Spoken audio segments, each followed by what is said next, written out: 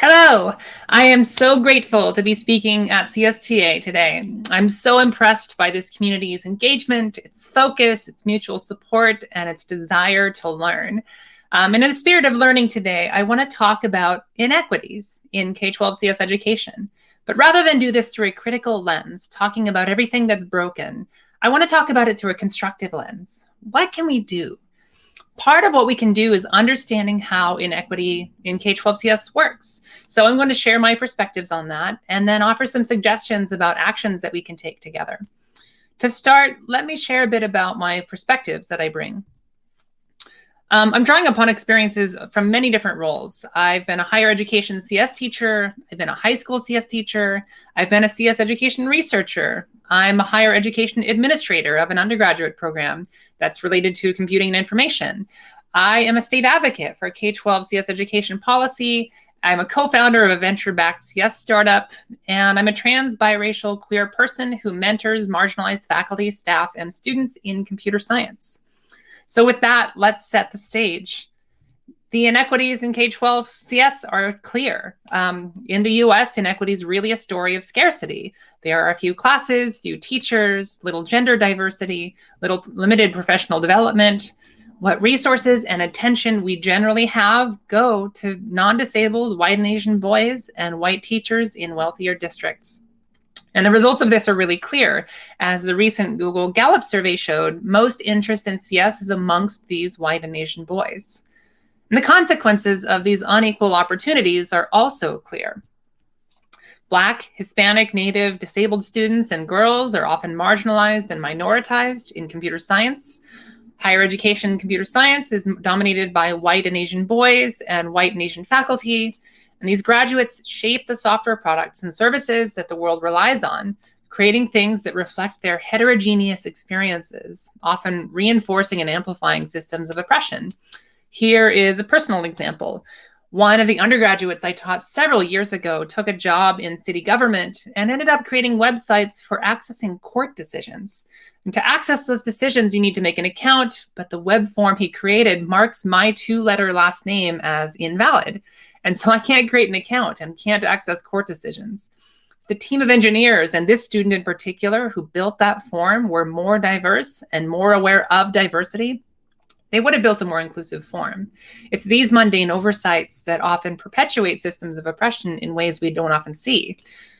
And so the lack of diversity in computer science is about more than just school, it's about all of society.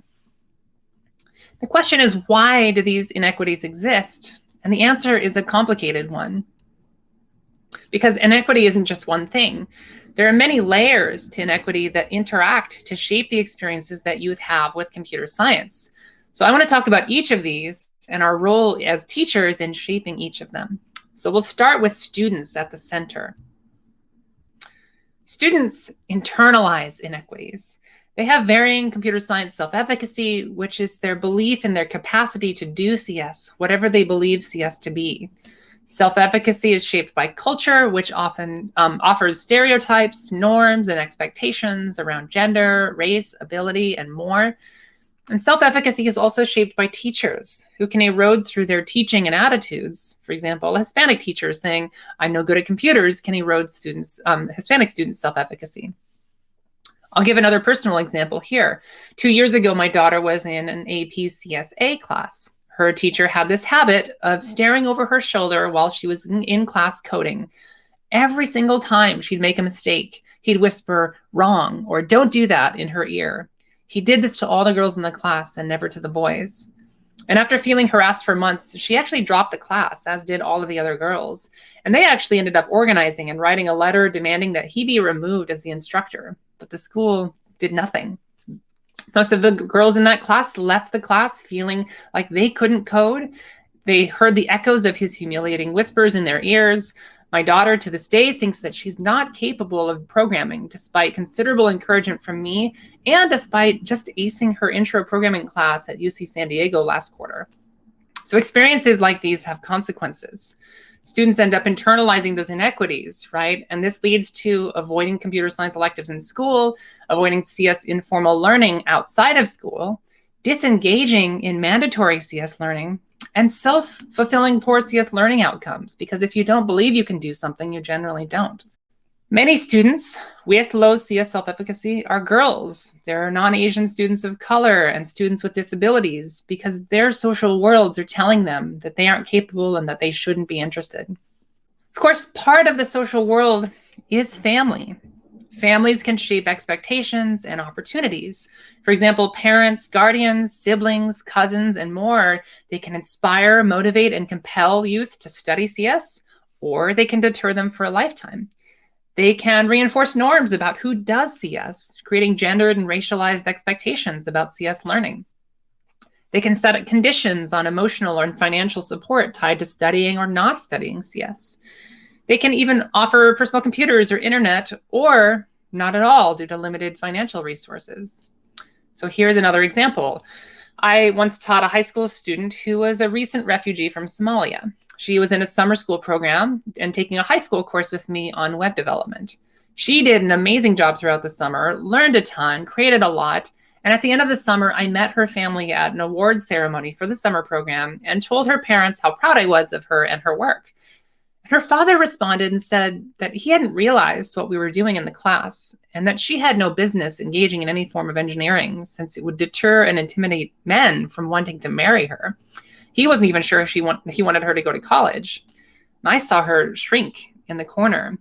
She eventually did come to college, and I met up with her and talked to her about her choice of major, which was history. She said bluntly that the only way her parents would support her financially in college is if she studied the humanities. So these kinds of cultural norms and other inequities produced by families can cause many things. They can cause classrooms, camps, and after-school programs to fill with white and Asian boys whose parents expect them to study and excel in computer science and pursue it in college. They can cause youth to choose non-CS electives that better align with their friends' and families' gendered and racialized expectations of their choices. And they can cause youth to struggle in CS classes due to a lack of home computers and internet access, or even just family support for that learning. This, of course, brings us to classrooms, which is another social space that many of us as teachers get to directly control. Classrooms shape identity. Those that ignore diversity, equity, and inclusion can erode youth self-efficacy. They can reinforce exclusionary cultural ideas about who does and doesn't do CS. They can create a sense of shame and failure, and they can permanently deter youth from future CS learning. Sometimes they can create even toxic hierarchies between students, increasing self-efficacy for some students at the expense of other students. You can see this in the story with my daughter in the differential treatment of boys and girls, but it can also be more subtle. For example, another summer, I taught a game development class to a similar group of high school students. One of the boys came up to me at the first day of class and said, "I'm a Jehovah's Witness, and my parents don't allow me to play games because they're too violent. I had to take this class because I like ballroom dance less, but I don't think I'm allowed to make games. What can I do?" And it struck me that the entire scope of the class and the curriculum that I had adopted, which was centered around action games and violence, was completely exclusionary to the student. I decided to redesign the class and curriculum to broaden it to other game genres. It was hard work because the curriculum was intimately tied to action, but not being culturally responsive from the outset showed me that this can lead to curriculum and instructional decisions that are hard to change. So what can you do as teachers?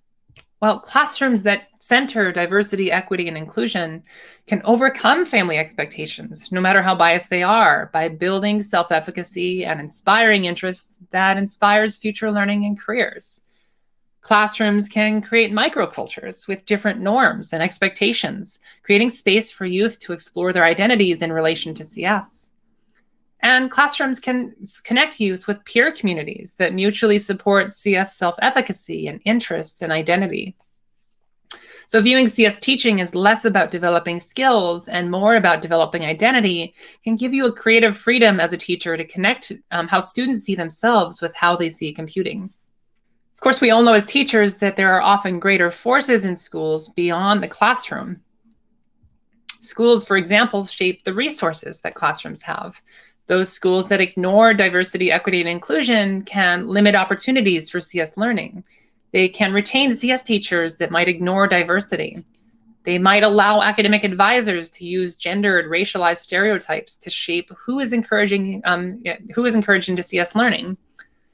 They might foster sexist and racist student beliefs about who is and isn't in computer science classes and influencing registration and enrollment in electives. And they might even create ableist barriers just through their culture, barriers to learning CS, deterring students with disabilities from even signing up for classes. For example, I was teaching a freshman survey course at my university last year, and in office hours, I met a student who was blind. He wanted to thank me for integrating topics about accessibility into the course. And he talked about how much he loved programming, but how he always felt like he had to learn it on his own. And I asked him if he had access to any CS classes in his high school, and he said, yeah, but they were all in Java, and they required particular code editors that weren't screen readable. And so he didn't even try to take the class, just assuming that the instructor wouldn't accommodate him. And when I asked him why he made that assumption, he said it's because his school had never been accommodating before. Why would this one teacher be accommodating in this one particular case? So structural issues like these and the social expectations that marginalized students develop over their lifespan end up excluding students systematically from CS, often without teachers even ever realizing that students wanted to participate but didn't believe they could. Now, if we create schools that center diversity, equity, and inclusion, that might mean creating an abundance of learning opportunities led by inspiring, inclusive teachers who teach CS across subject areas. It might mean schools that educate or dismiss CS teachers that fail to teach CS inclusively. It might mean training academic advisors about how to resist CS stereotypes. And it might mean ensuring accessible CS learning for all students of all abilities by having to redefine curriculum and choose different tools. Of course, schools are not the entire picture, right? There are forces outside of school. Communities, for example, can shape opportunities through resources. Communities that ignore diversity and equity and inclusion can focus resources on youth who have already have an abundance of opportunities and resources. They might disregard youth who lack encouragement and family awareness about CS. And they might even create structural barriers to informal learning, high fees for camps, locations that aren't suitable for students that don't have access, and transit gaps where they can't actually even transport themselves to camps. Industry plays a larger role in shaping all of the above, as they are often the source of resources in revenue-starved states, counties, and school districts. So here's another example. I have a friend who works at Zillow, a Seattle-based company that does housing information for buying and selling and renting. And I was telling him about my work on CS education, and he said how proud he was of Zillow's outreach efforts. I asked him about these efforts, and he explained that they offer CS summer camps for girls. And I said that I'd never heard of the camp, despite doing a lot of research on summer camps and after-school programs, especially in our region. And he said, oh, that's because only children of Zillow employees are eligible. It's a recruiting perk, but it's having a huge impact on our daughters. I was shocked that he couldn't see how this only reinforced privileged access to CS in our community, serving wealthy families of designers and engineers with plenty of opportunities to access CS, probably even in their schools, rather than communities, even in our local neighborhoods, that had no access at all. So what does it mean to center diversity, equity, and inclusion in our communities? Well, that might mean focusing community resources from industry, from governments, on youth and families that lack support, encouragement, and opportunities already. It might mean actively resisting structural barriers to formal and informal learning and investing in the removal of those barriers. And it might mean demanding that industry centers equity in its hiring, outreach, and school support, not profit. So my friend who worked at Zillow, for example, he should have been advocating to his company that that wasn't the right way to spend that money. Now, this brings us to the highest level, policy. Policy can shape everything. Policies that ignore diversity, equity, and inclusion in CS can amplify and reinforce existing resource allocations, which often ignore poverty. They can deter CS teachers with complex certification pathways that do little to develop CS pedagogical content knowledge. They can disincentivize CS learning by shaping graduation requirements that make it unlikely that students will enroll in CS electives. And they can even warp curriculum to serve industry alone rather than all aspects of society by setting boundaries on what things can and can't be taught. Here's an example. In my state of Washington, we recently passed an unfunded mandate requiring that all public high schools offer CS electives by the 2022-23 school year. While these are sort of access goals that are fundamentally good, what will the effect of this law be without funding to educate hundreds of new CS teachers around the state? Well, wealthier districts already offer CS, so they're not impacted by the law at all. Poorer districts without the ability to hire CS teachers will have to burden their existing teachers with learning to teach computer science. You might recognize this in some of your own states. You might be in this position yourself. And so the only feasible way to meet this mandate is for schools to choose pathways that require no resources.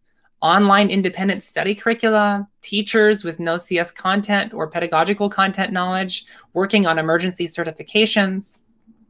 Without an intentional strategy to meaningfully fund teacher education in the state, this well-intended policy is likely to reinforce existing inequities in our state rather than correct them, just in new ways. So what does equitable K-12 CS policy look like? Well, it means offering resources for expanding capacity, for expanding access, for expanding participation and engagement. That costs real money. It means simplifying CS certification pathways and ensuring that those pathways incentivize teacher CS pedagogical content knowledge, especially in culturally sustaining pedagogy. It might mean subsidizing CS teacher education pathways. There are not that many pre-service programs in the country. We have to spend money to create them. And it might mean creating new pathways to study CS by changing graduation requirements. And these aren't easy asks, especially in times when states are poor. But if we don't do them, we'll just end up with the world that we already have. And that world is already broken in bigger ways. Underlying all of these different layers of CS inequity are broader systems of oppression in society. There are racist decisions about who gets resources. There are sexist ideas about women's abilities. There are ableist ideas that exclude people with disabilities. And there are capitalist decisions that prioritize wealth and power and industry over equity, equality, and justice. Each of these existing systems of oppression, all of which interact with each other, also interact with all of these layers of inequity in K-12 computer science. The teacher's sexism in my daughter's APCS class, the Somali father's sexism toward his daughter, my own cultural assumptions that excluded the Jehovah's Witness student, the blind student's lifelong experience of disregard in his schools, my friend at Zillow, his company's capitalist motivations for outreach, and the underlying anti-tax sentiments in my own state of Washington, which are often laden with racist rural sentiments about pouring money into urban schools. These are the things that led to this unfunded mandate. And so these are deeply embedded roots. They're systems that have been with us for centuries and are embedded in our broader culture and public education systems. They are not specific to computer science. However, in bringing computer science to public education, we have an opportunity to disrupt these systems of oppression, creating a part of public education that thinks really differently about equity. Maybe CS, being the newest part of K-12, can lead. And maybe teachers can be the leaders. We have the power and position to influence these many layers of inequity. We can shape individual students' identities. We can influence family knowledge. We can determine classroom culture. We can influence decisions and practices of our school leaders and academic advisors. We can advocate in our communities and states for equitable policies and practices. Now, we can't do it all. Some of you might focus on the inequities in your classroom and in your students' beliefs. Others might invest in policy advocacy. We each have to figure out what role we want to have in making CS education work for every student. So here are some of the rules that I've chosen. I commit to work on policy. I'm going to be that annoying advocate, constantly challenging our state senators and representatives to center equity in budgets and laws. I do this work with an outstanding team of leaders across Washington state, each bringing knowledge of their communities to our advocacy. I commit to working on community. I'm trying to bring together CS education advocates across Puget Sound to develop shared culture and values around what we want in public CS education. We have 200 people across K-12 schools, two-year colleges, higher education, industry, not-for-profits, and government. I commit to working on pre-service. I'm in a unique position to help create a pre-service CS teacher education program at the University of Washington that not only centers diversity, equity, and inclusion in teaching, but also in content. We're writing a book, launching a program, and preparing CS teachers that center justice in their teaching. And I commit to being anti-racist, anti-sexist, and anti-ableist. These systems of oppression are often the key barriers to making progress on this work, and so systematically uprooting them is key. I'm not explicitly anti-capitalist, but I do believe that profit really has no place in any educational reform decisions. Education isn't only about jobs, it's about society as a whole. So what will you commit to? I'm excited to hear your questions and continue this conversation. Thank you so much for your time, your advocacy, and your leadership.